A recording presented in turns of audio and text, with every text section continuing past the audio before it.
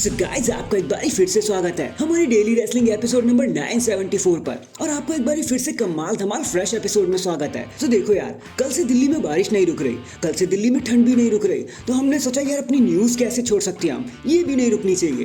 तो देखो यार, 2024 अब ऑलमोस्ट खत्म हो चुका है। ऑलमोस्ट क्या, अब खत्म ही मान लो, 2-4 दिन ही मुश्किल से बाकी होंगे। 2025 आने वाला है। तो चलिए एक बार नजर मार लेते हैं कि इस साल डब्ल्यूडब्ल्यूई ने क्या कुछ अच्छा किया, क्या कुछ बुरा किया, कौन से मैच सबसे ज्यादा अच्छे थे, कौन से मैच सबसे ज्यादा बुरे थे, डब्ल्यूडब्ल्यूई ने किस डिसीजन को लेने में बहुत लेट लगा दिया। इसी के बारे में चलो आज बात कर लेते हैं। वीडियो को एंड तक पूरा देखना और चैनल को अभी लाइक एंड सब्सक्राइब कर लो ऐसे क्रेजी कंटेंट के लिए। आपको ऐसा कमाल धमाल मसाला और कहाँ मिलेगा। और बाकी का हाल इंट्रो के उस पार। एंड नाउ आप देख रहे हैं रेसलमैनिक्स एंड सब्सक्राइब करना तो बनता है। तो गाइस देखो, जैसा कि हमने आपको बताया, इस साल हम चीजें देखने वाले हैं कि डब्ल्यूडब्ल्यूई में क्या बुरा है और क्या अच्छा है। तो देखो यार, बुराई से तो सब शुरू कर लेते हैं, हम अच्छाई से शुरू करेंगे। तो यार, जो चीज डब्ल्यूडब्ल्यूई ने सबसे बेस्ट करी ना, और जो मैच हमें पर्सनली काफी पसंद आया, वो मैच सिर्फ एक सिंगल मैच नहीं है बल्कि सेट ऑफ मैचेस है। जी हाँ, मैं बात करूँ ड्रू मैकिंटायर और सीएम पंक के बारे में।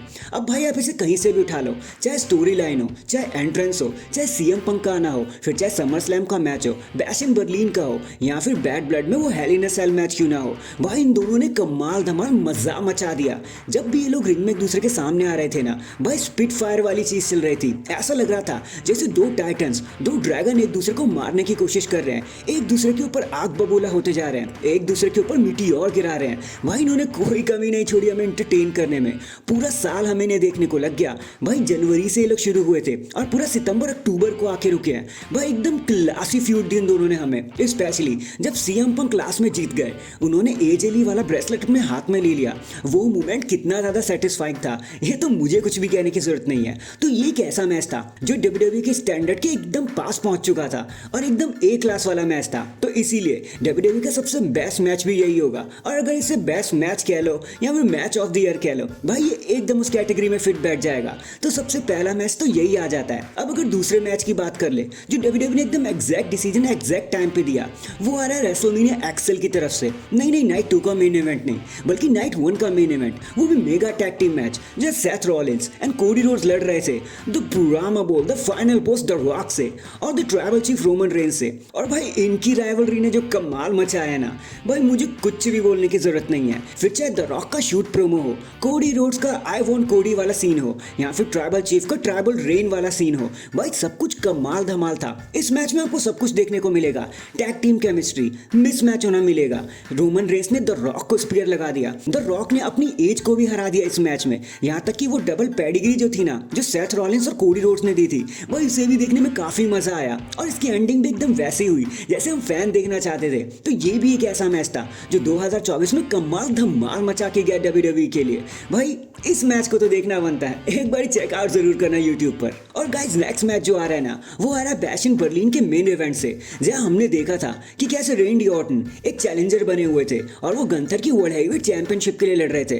अब आप कहोगे यार ये मैच बीच में कहां से आ गया? तो भाई आप खुद सोचो ना, आज से 1-2 साल पहले क्या आपने कभी सोचा था कि रेंडी ऑर्टन जैसा नाम गंथर के सामने आएगा, वो भी उन्हीं के होम टाउन में? भाई कोई इस मैच के लिए कुछ भी कहे, लोग कहते हैं कि ये मैच और भी बेटर हो सकता था, बट मुझे ऐसा लगता है कि ये एकदम अपनी हाइप के लिए जी के गया, एकदम वो करके गया जो इस मैच से करवाना चाहती थी डब्ल्यूडब्ल्यूई। एकदम अमेजिंग फीलिंग थी स्टेडियम में। फिर चाहे रेंडी ऑर्टन का थीम सॉन्ग गाना हो या फिर गंथर के साथ मिलना हो, ऑडियंस ने भी इस मैच में पूरा साथ दिया था उन स्टार्स का, इसलिए मैच एकदम हाइप पे जाके रुका। भाई मजा आ गया था ये मैच मुझे देखने में, और एक ब्रांड न्यू वाली फीलिंग भी आ रही थी। और लास्ट में इन दोनों ने जो हैंडशेक किया ना, भाई वो तो अलग ही सीन था।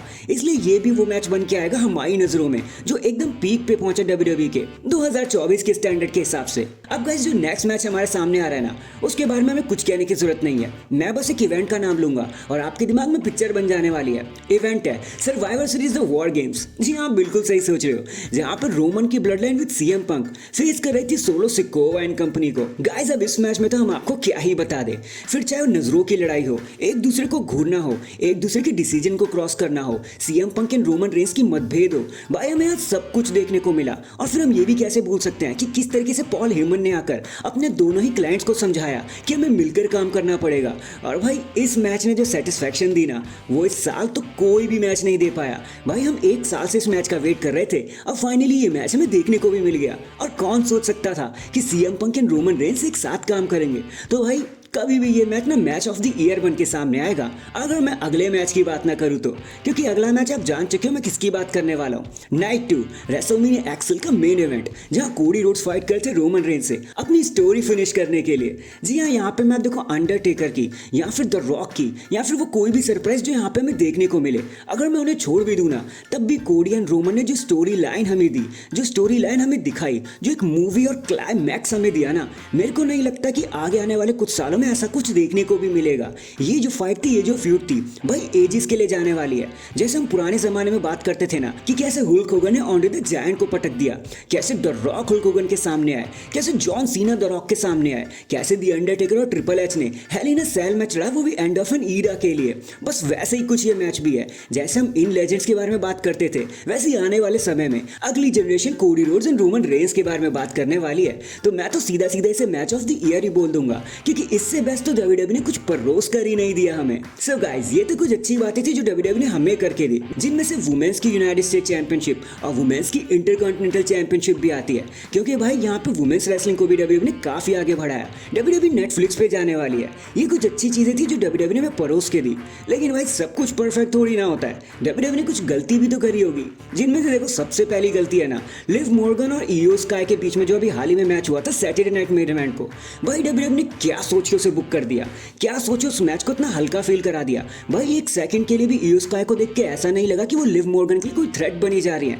एकदम बेसिक मैच था, एटलीस्ट वो एक ऑब्लिवियन से तो किक आउट कर सकती थी, लेकिन उन्होंने वो भी नहीं किया। इसलिए ये मैच कंप्लीट डिजास्टर की लिस्ट में आएगा डब्ल्यूडब्ल्यूई के स्टैंडर्ड के हिसाब से तो। और अगला मैच है भाई रेसलमेनिया एक्सेल नाइट 1 या नाइट 2 से ही है।